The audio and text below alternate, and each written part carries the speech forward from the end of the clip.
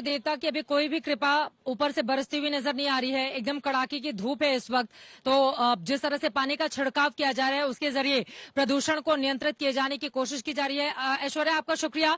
आगे भी जानकारी आपसे हम लेते रहेंगे। इस वक्त हमारे साथ अर्पिता आर्या जुड़ चुकी हैं। अर्पिता पल पल की जानकारी आप तक सुबह से ही पहुंचा रही है। अर्पिता, जिस जगह पर आप मौजूद हैं इस समय वहां क्या हो रहा है, किस तरह से अब प्रदूषण को कंट्रोल करना सबसे बड़ी चुनौती, क्योंकि 3700 किलोग्राम जो बारूद ब्लास्ट किया है उसके बाद वहां की जो हवा है वो पूरी तरह से जहरीली है, उसको कंट्रोल करने की कोशिशें किस तरह से की जा रही हैं अर्पिता?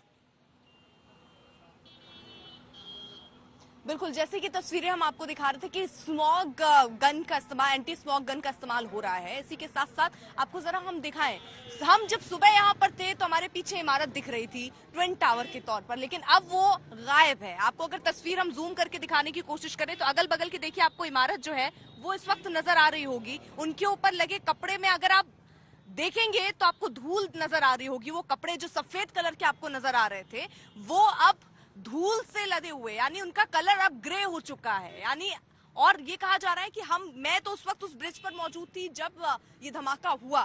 चंद सेकंड लगे चित्रा, यकीन मानिए। हम जितना सोच रहे थे कि शायद हम जहां खड़े हैं वहां तक ये मलबा आ सकता है या आप कह लीजिए धूल जो है वो उसका गुब्बार आ सकता है। हम अपनी तैयारी में थे मास्क और चश्मे के साथ, लेकिन कैसे ये धमाका हुआ और अचानक से वाइब्रेशन, उसको हम लोगों ने वहां रहकर जरूर महसूस किया, लेकिन धूल हमने वहां महसूस नहीं किया। वो धूल, क्योंकि जो कहा जा रहा था कि वहां जो कपड़े लगाए गए थे सफेद और काले कलर के जो आप पूरी बिल्डिंग में देखते आ रही थी, उसकी वजह से कहा गया कि वो धूल इतने और एरिया में नहीं फैला है। लेकिन किस तरीके से अगल बगल जो इमारतें आप देख रही हैं वो बताया जा रहा है कि अब देखना होगा कि क्या कोई किसी डैमेज हुआ है किसी प्रकार का, हो सकता है, क्योंकि पहली संभावना थी कि जो दरवाजे पे कांच लगे होंगे या खिड़कियों पर जो कांच लगे हुए हैं उनको नुकसान पहुंच सकता है। वो दबाव जो होगा, एयर दबाव, हवा का जो दबाव, उसकी वजह से और धमाके की आवाज की वजह से ये हो सकता था। लेकिन एक ऐतिहासिक लम्हा जिसके आज मैं भी गवाह बनी, वहां पर मौजूद सब लोग, ये बात हम लोग कह रहे थे कि चंद सेकंड लगे और वो पूरी इमारत जो है वो धराशाही हो गई है।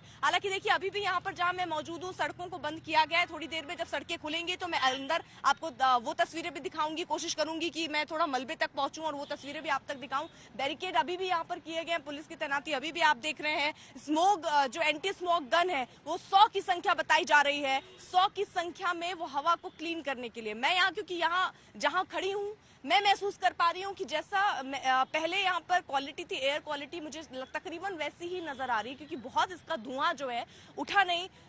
एंटी स्मोक गन की तैनाती थी, 100 से ज्यादा की संख्या चारों तरफ लगाई गई थी। मैंने एक रिपोर्ट भी वहां से भेजी है कि किस तरीके की तैयारियां हुई हैं, वो भी हम आपको साथ ही साथ दिखा रहे थे।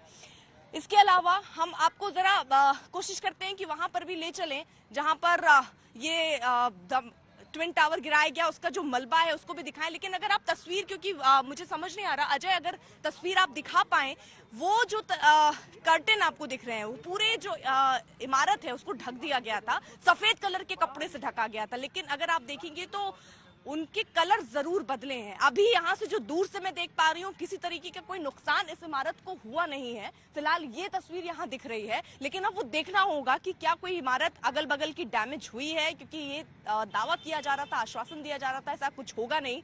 और जैसे ही ये बिल्डिंग गिरी है धुएं का गुब्बार ऐसा निकला, महसूस हुआ कि हो सकता है शायद। ठीक है अर्पिता, आपके पास लौटेंगे। आशुतोष मिश्रा हमारे संवाददाता जुड़ चुके हैं ज्यादा जानकारी के साथ। आशुतोष, आपने क्या महसूस किया? लोगों से आपने बातचीत भी की, लोग किस तरह की प्रतिक्रिया दे रहे हैं? क्योंकि इस इमारत के धराशायी हो जाने के बाद आशुतोष, लोग पूछ रहे हैं कि जितने भी अवैध निर्माण हैं क्या सबको गिराने का वक्त आ गया है? अधिकारियों की जवाबदेही तय करके उन पर कार्रवाई का वक्त आ गया है। जब जितने भी फ्लैट्स बने हैं सभी का ऑडिट हो और ये पता किया जाए कि कौन कौन से फ्लैट्स ऐसे हैं जिनमें नियमों का, कानूनों का उल्लंघन किया गया है। आशुतोष,